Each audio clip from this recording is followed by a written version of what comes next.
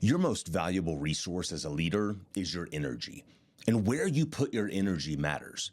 If you focus your energy on the wrong things, you will be frustrated and stuck.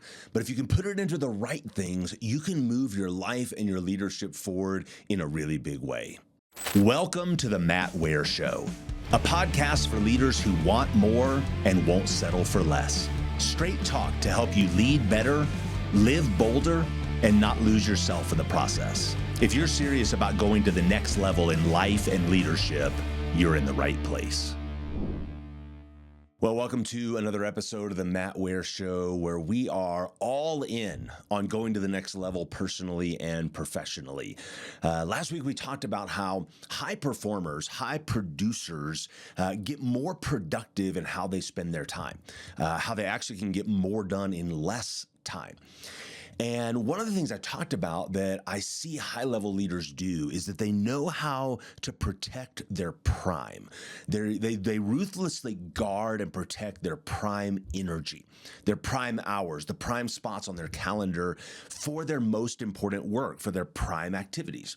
And I want to build off that today by really zeroing in on that idea of leadership energy. Leadership energy. Your greatest resource as a leader is not your intelligence. It's not your money. It's not your skill set. It's not even your time. The greatest resource you have as a leader is your energy. Your leadership energy is what makes stuff happen in whatever it is you lead. When a leader knows how to leverage their personal energy, they get a disproportionate result.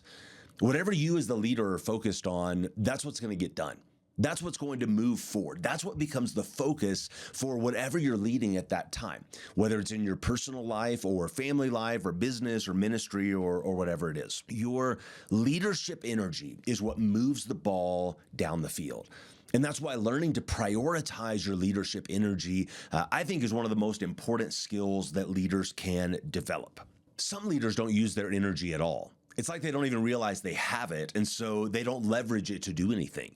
Some leaders use it in a random or scattered way, just running around, like crazy, trying to focus on everything all at the same time, thinking everything is equally important or equally valuable. But the best leaders learn how to prioritize their energy toward the things that matter most. The things that give them the most return on investment, the things that give the organization the most forward momentum, the things that give them as the leader the most personal fulfillment.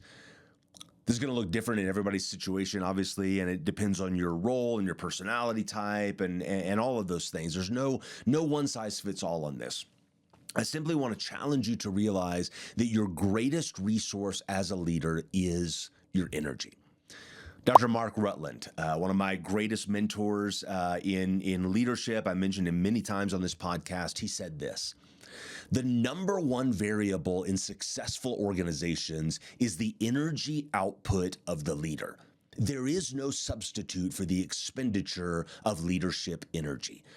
And so I want to prioritize this idea, this leadership energy idea, from a concept that Stephen Covey brought up in his book, 7 Habits of Highly Effective People. If you haven't read it, read it. It's a classic.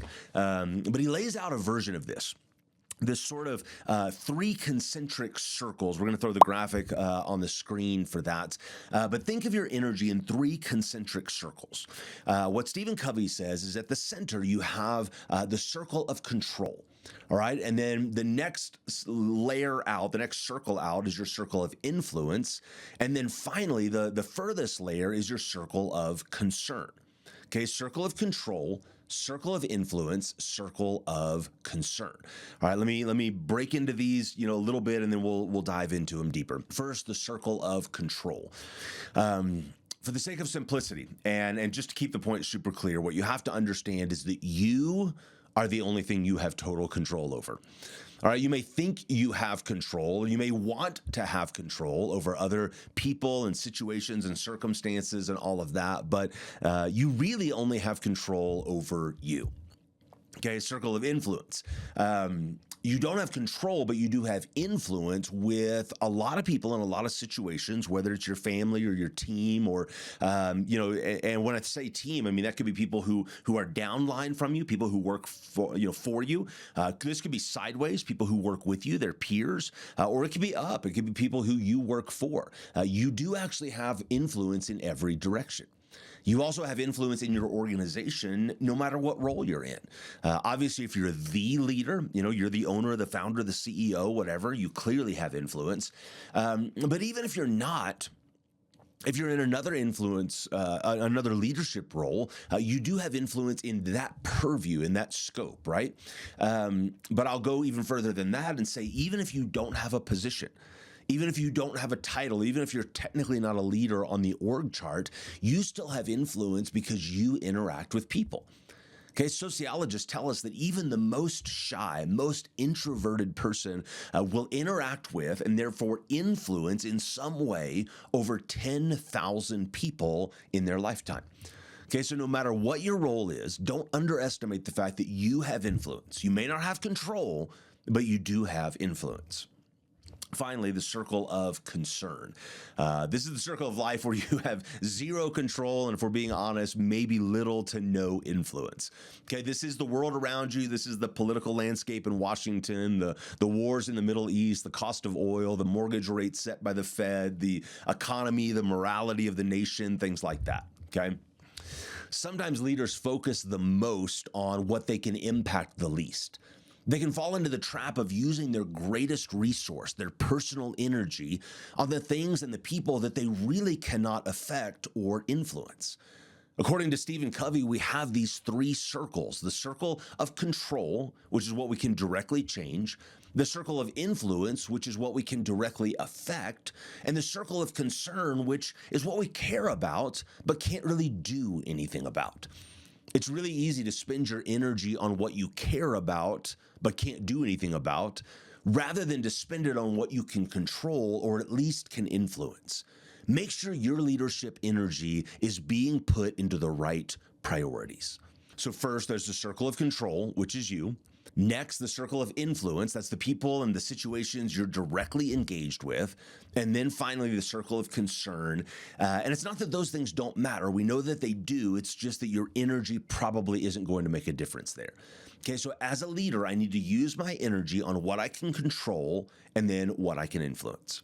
All right, so let's talk about all of these a little bit more, go a little bit deeper, take it another layer further.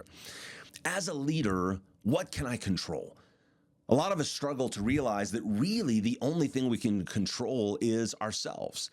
No matter what your title or your position or your reputation or your compensation is, the only thing you can really control is you. You can control what time you get up in the morning. You can control what you do with your time, what food you put in your mouth, the activities you engage in with your body, the growth you pursue, the decisions you make, the relationships you build, your attitude, your thoughts, your words. Those are the things you can control. And those are the only thing you can control. The only thing you have 100% control over is you. So start there. How much leadership energy do you need to be exerting into this first circle?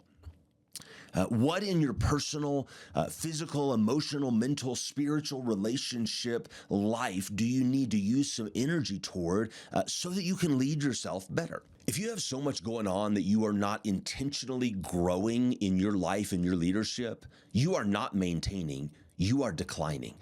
There's no such thing as maintenance. You're either moving forward or you're moving back. If you aren't exercising, you're getting fatter. If you aren't reading, you're getting dumber. If you aren't pushing yourself, you're getting lazier. And you are the only person who can control if you are growing. Nobody can keep you growing, and nobody can keep you from growing. Are you leveraging your energy to lead yourself? I know there's ups and downs, there's ebbs and flows. That is life.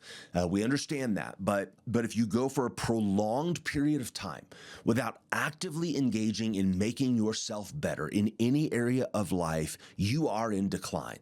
And if you don't use your leadership influence in your circle of control, which is you, then you are giving up the opportunity, you're giving up the moral authority to use your energy to influence anyone or anything else. It starts with you. Next, ask yourself, what can I influence? Okay, that's the next focus for our leadership energy. And I know, it may seem counterintuitive to focus on leading yourself first, but if you don't lead yourself well, you won't have the ability or the credibility to lead anyone or anything else. Okay, but assuming you do this, the next question is who or what can you influence? By the way, I mentioned this a moment ago, but I think it's important to say it again because this is a big deal. You don't have to have a title or a position to have influence. John Maxwell says leadership is influence, nothing more and nothing less. You can influence other people no matter where you're at on the org chart. And I can't overemphasize this enough. Influence is not control. I can control me, and I can only influence you. As a parent, I ultimately cannot control my kids. As a spouse, I can't control my partner. As a boss, I can't control my team. As an organizational leader, even at the highest level, I can't control the entire company. What I can do is influence, and I can influence them for good. I can influence them to go the right direction, to make the right decision, to choose the right destination. People do not want to be controlled, but they do want to be led. They do want to be influenced. They want a voice of reason, a voice of perspective, a voice of encouragement, a voice of affirmation, a voice of clarity and of confidence. They want a voice of hope. And if you will offer those things, you will grow in your influence.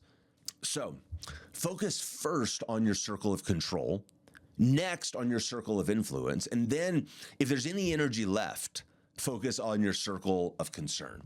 And I want to suggest that if you do the first two well, there probably won't be much energy left for this at all, and that's okay. In fact, that actually might be good because you don't want to spend much time and energy on things that you can't control or influence. Okay, you can think about it. You can talk about it, you can pray about it, but for the most part, the circle of concern should really not take up much, if any, of your leadership energy. All right, let me give you an example that maybe some of you can relate to. Especially if you were in any kind of leadership role a few years ago in your organization during the COVID crisis. At the time, I was leading a large church, several thousand people, that called that church their home, staff of 15 or 20 people, another 30 staff members in our church-sponsored child care center, budget of multiple millions of dollars, lots of physical assets, property, and those kind of things. And like everybody else, COVID had a huge impact on us. And so my role as the leader of that organization at that time was to guide us through it, to navigate us through it in a healthy way. And during that time, the governor of Colorado would gather all the faith-based leaders, from churches and nonprofits and those kind of things. He would get us all together on a call once in a while, every few weeks, once a month, and explain some of his policies, how they were going to roll out, how they were going to affect us, and all of that. And I remember being on one particular call, and this was, 2 or 3 months into the shutdown. And this is when everything was fully shut down, right? Nobody could go anywhere. Nobody could do anything. It was like we were all on house arrest or something. And he laid out his plan for how Colorado would begin to allow larger in-person gatherings to resume for, events and churches and things like that. And long story short, it effectively meant at that time that it was going to be months before we were able to gather again. Now, was I concerned about that? Yes, right? Kind of a big deal, kind of affected everything for us as an organization and for me as a leader. But could I control it? No. Could I influence it? Not really. Therefore, his decision was not worth a lot of time and energy for me. Okay, it was frustrating, absolutely, but I could spend a lot of time and energy getting worked up and getting frustrated about it, or I can invest that most valuable resource I have, my leadership energy, into things that I could control and influence. Okay, well, what is that? Well, for myself as a leader, obviously, that's my circle of control. Okay, so I could focus on making sure that I was in a healthy place physically, mentally, emotionally, spiritually, and all of that.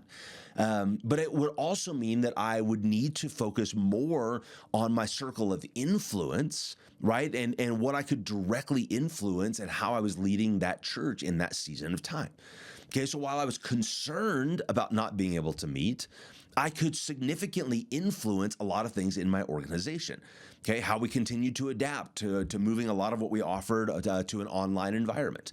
I could influence our vision and our focus and how we allocated resources and how we would evaluate what was or wasn't working.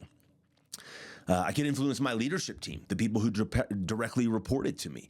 I could influence our entire staff. I could influence our volunteer leaders. I could influence the whole church through my preaching and my leadership. Okay, and by the way, I could also control how well I was able to do things by how much emphasis I was putting on my personal growth, how much I was preparing, how well I was communicating.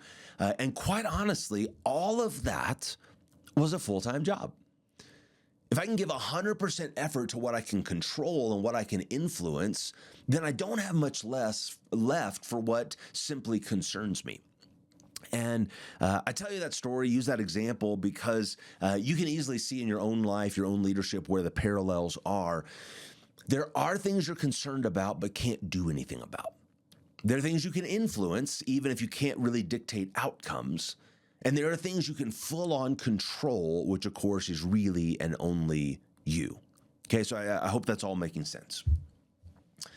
You need to recognize what falls in your circle of control, what falls in your circle of influence, and what falls in your circle of concern.